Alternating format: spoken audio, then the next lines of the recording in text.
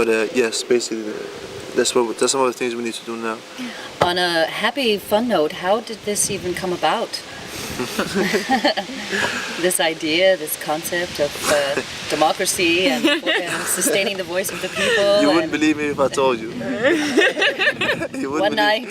You wouldn't believe me if I told you. No, it's not one night, actually 7 years, nights and days. Thinking, how can you do something to contribute? And basically, well, it's logic. We live in this society, we should be able to contribute to it.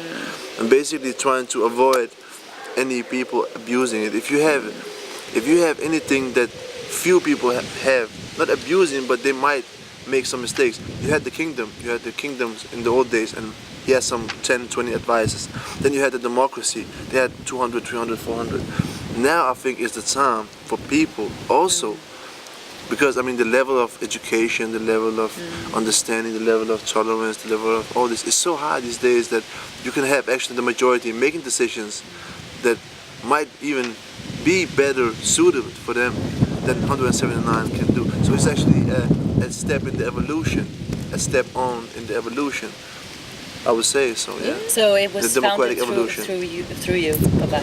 Basically, yeah, it took me many, I'm a little bit shy to say so, but yeah, basically it took me 5-6 years, and I spoke to a lot of people about it, including my brother who is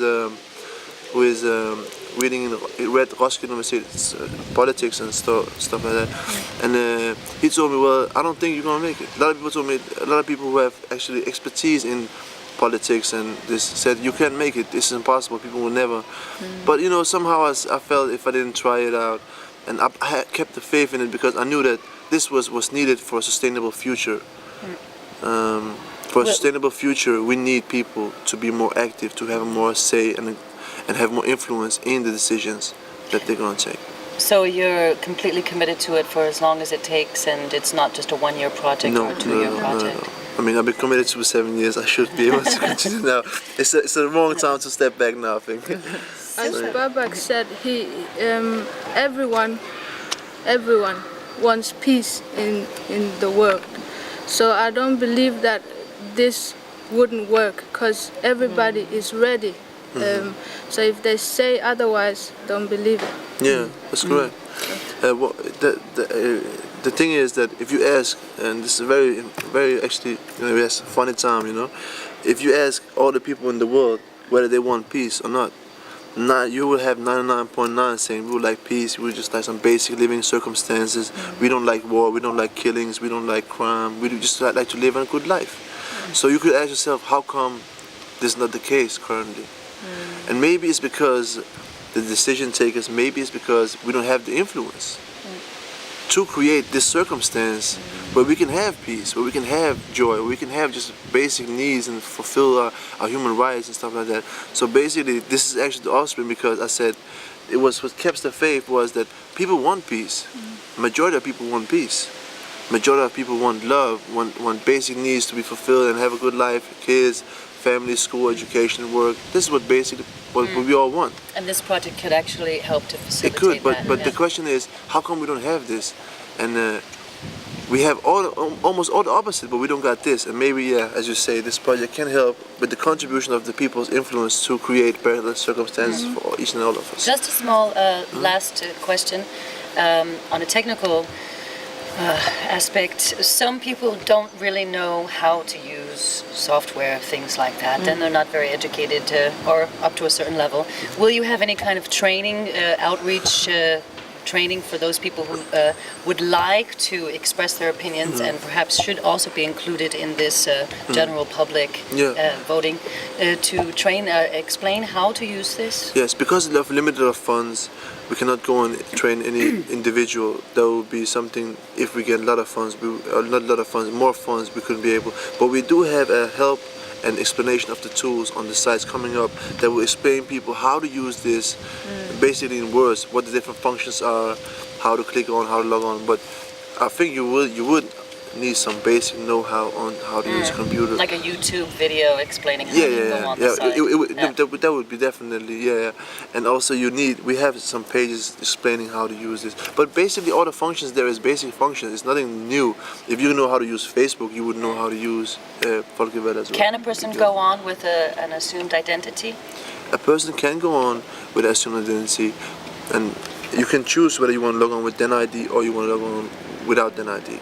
And this is your choice. Den ID just secures that you are currently in Denmark. But to vote, you have to have a digital signature. Yeah. Okay, so you would have So to reveal your so the identity. statistics about the meanings, the votings are secure as digital signature.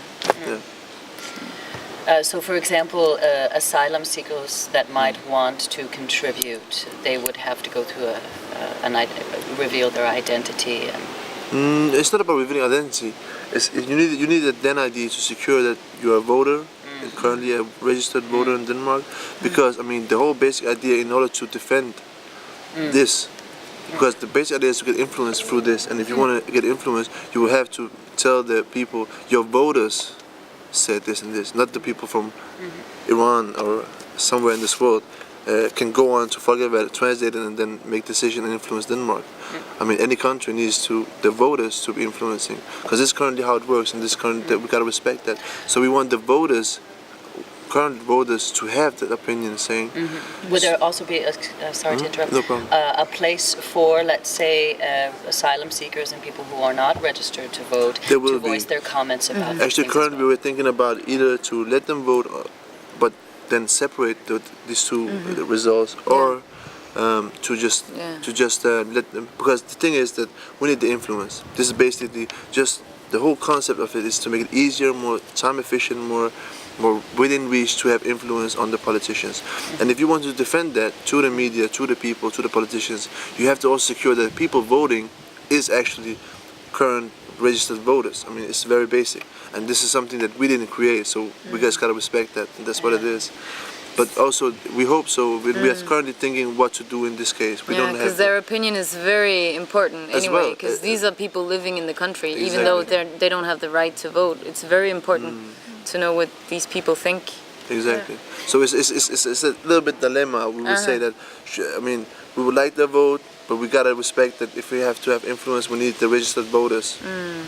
So it's a bit of a dilemma. We will try to. We don't have figured that out, but we'll figure it out soon, and hopefully. But of course, we would like anybody to participate, and we would like to hear anybody say. And also, if it was up to us, of course, I think that we all would let anybody vote from Denmark.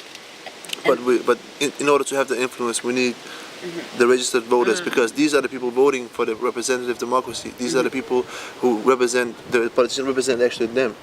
So in order to be able to defend the politicians, listening to the votes and results on the website, we need them also to know that it's actually the people voting for them next term that are saying so or feeling so or have this stand. Super.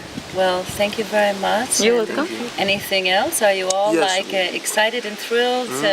What's the best thing that's come out of this? I just like to send a shout out to Alice from UK. I almost forgot that. Shout out to Alice. He done a very good job in helping us build the technical things. He's been such a blessing for this project. That's basically all I want to say. I don't know. And also, we need new volunteers, so Great. everybody is welcome. Super. Thank you. Nothing to lose. Yeah. And everything to gain. Exactly. Super. Thank you for your time, and really appreciate it. Pamela Yule for the Copenhagen Voice. Signing out. PPL in the hoose. Cowabunga.